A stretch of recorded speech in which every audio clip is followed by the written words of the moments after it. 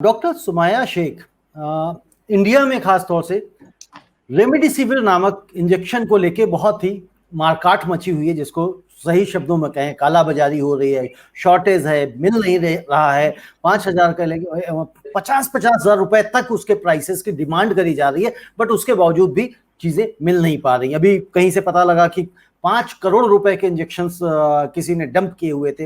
लेकिन एक अभी आपने जो आर्टिकल लिखा है अर्थ न्यूज में, जो एक ट्रायल जो आपने कहा कि 4 फेजेस का था, तो उसके अकॉर्डिंग क्या रेमडेसिविर कामयाब नहीं है इस कोरोना से लड़ने के लिए?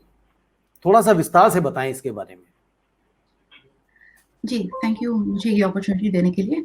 तो ऑल्ट न्यूज़ हमारा एक फैक्ट चेकिंग प्लेटफॉर्म है और वहाँ पे साइंस के बारे में जो भी मिस इन्फॉर्मेशन आती है उसमें हम बात करते हैं। तो हम डेटा यूज़ करते हैं, हम ऐसे ओपिनियन नहीं देते या किसी क्लिनिशियन से या साइंटिस्ट से लेकर हम ओपिनियन नहीं छाप रहे।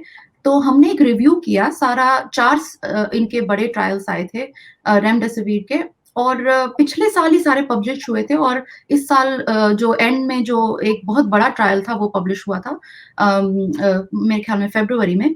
तो जो पहले 2 ट्रायल्स थे वो पहला तो एक लैंसेट का था, और पहले 2 ट्रायल्स थे वो अलग-अलग किस्म के थे। एक 10 दिन का डोज देकर देख रहे थे, और एक 5 और 10 दिन का, दोनों अलग-अलग टाइम पॉइंट्स पे देख रहे थे। और वो कह रहे थे कि इसके जो इफेक्ट्स आने चाहिए वो स्टैटिस्टिकली सिग्निफिकेंट नहीं थे। इसका मतलब ये होता है साइंटिफिक लैंग्वेज में कि आप लोग कई बार ये कहते हैं कि मैंने अपने रिश्तेदार को या फैमिली फ्रेंड को या कोई और दोस्त को, घर वालों को ये दवाई लेते हुए देखा और मैंने देखा कि ये दवाई उन्हें ठीक कर रही है। तो जब आप मेडिकल साइंसेस की बात करते हैं, इनकी रिसर्च की बात करते हैं, तो ऐसा नहीं होता। आपको एक बहुत बड़े पॉपुलेशन के अंदर वो बार-बार एक रिपीटेडली आपको कंसिस्टेंटली उसका इफेक्ट देखना होता है। और अगर आप बार-बार जब वो देखा जाए बहुत ही बड़े ग्रुप के अंदर अलग-अलग तरीके से, और वो फिर भी दवाई इफेक्ट कर रही है, उसी का मतलब है कि वो दवाई वाक़ई में उसे इफेक्ट कर रही है, कोविड को जैसे कम कर रही है या नहीं।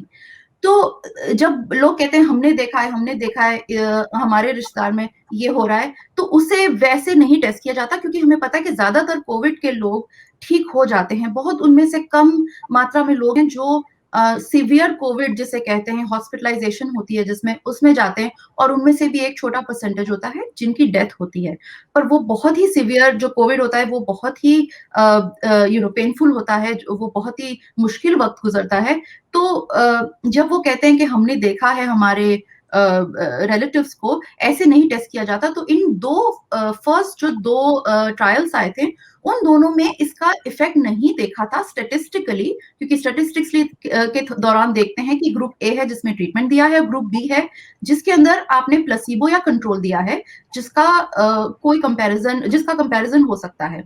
तो प्लेसिबो या कंट्रोल ऐसी चीज होती है जिसके अंदर वो दवाई नहीं होती। तो वो 2 चीजों को कंपेयर करें एक बड़े ग्रुप में, और वो दोनों को स्टैटिस्टिक्स से इवैल्यूएट करें।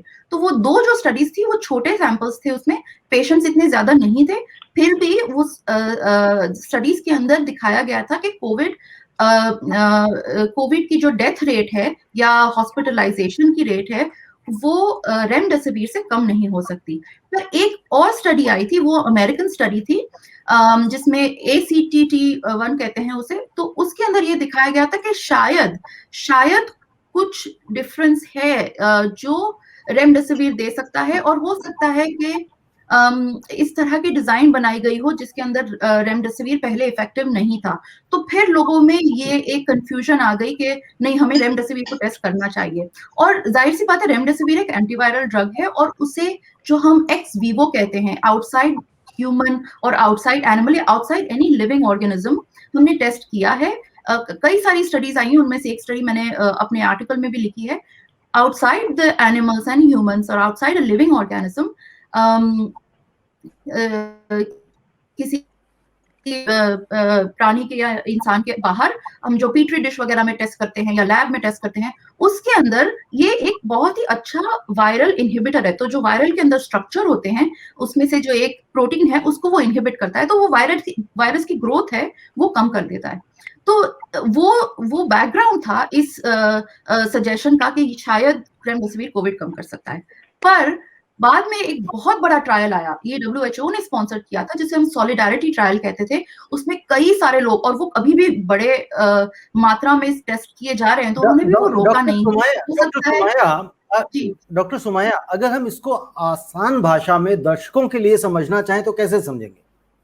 जी, तो ये जो आखिरी वाला जो ट्रायल मैं बताना चाह रही हूँ, उसमें बहुत सारे लोग हो गए। तो जैसे 12,000 की कोट उन्होंने टेस्ट कर लिया।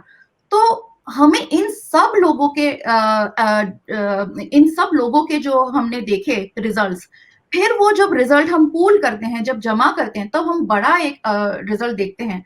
वो कहता है कि ये किसी भी तरह से डेथ जो है, मोर्टेलिटी है, ये मरने की जो भी रिस्क है कोविड से, उसे कम नहीं करता।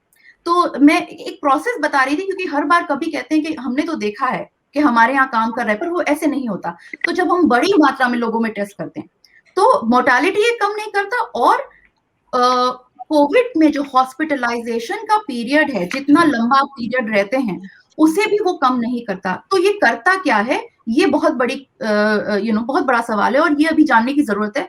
पर हमने अभी तक जितने भी ट्रायल्स देखे हैं, उसमें इसका कोई भी इफेक्ट नहीं है। हो सकता है शायद कि शुरू में, बिल्कुल शुरू में जब उसे दे दिया जाए, ऑक्सीजन जब इसकी बहुत लो है, किडनी लिवर फंक्शन बहुत लो है, और बिल्कुल शुरू में शायद दे दिया जाए, तो शायद कुछ हो सकता है। पर हर एक को नहीं देना चाहिए, और वो भी हमें पक्का नहीं पता कि वो शुरू में देकर इसे कुछ कर सकते हैं या नहीं, इसे कोविड कम कर सकते हैं या नहीं। जी।